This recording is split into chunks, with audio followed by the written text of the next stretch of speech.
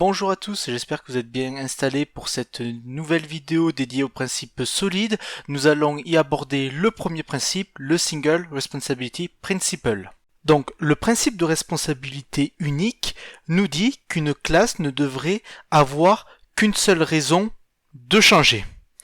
Elle est responsable devant un seul et unique acteur.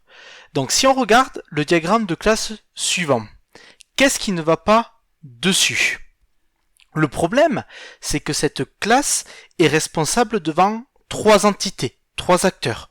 Le conducteur, les mécaniciens qui assurent la maintenance de la voiture et le lave-auto. Notre classe a de trop nombreuses responsabilités. Pour remédier à ce problème, nous allons devoir découper notre classe en trois acteurs distincts. Une classe conducteur qui va être responsable de conduire le véhicule, une classe mécanicien qui va s'assurer du bon fonctionnement du véhicule, et enfin notre classe lave-auto qui va permettre de laver sa voiture. Ainsi, si une classe est modifiée, alors seulement cette classe devrait être redéployée. Par exemple, si je modifie lave-auto, alors seulement lave-auto sera packagé, build et redéployé chez le client.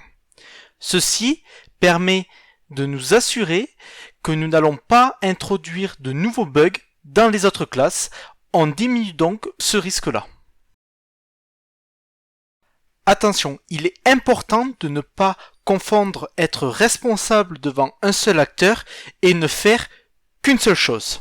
Dans l'application suivante, nous avons une classe voiture service qui permet d'enregistrer en base de données une voiture. Il est hors de question de découper la classe voiture service en trois et de dire chaque classe va être responsable d'une seule chose. Non, ici vous êtes en train de dire que chaque classe ne font qu'une seule chose et ceci est totalement différent. La classe voiture service est responsable de la persistance des données. Donc, vous devez mettre create, update et delete dans la même classe.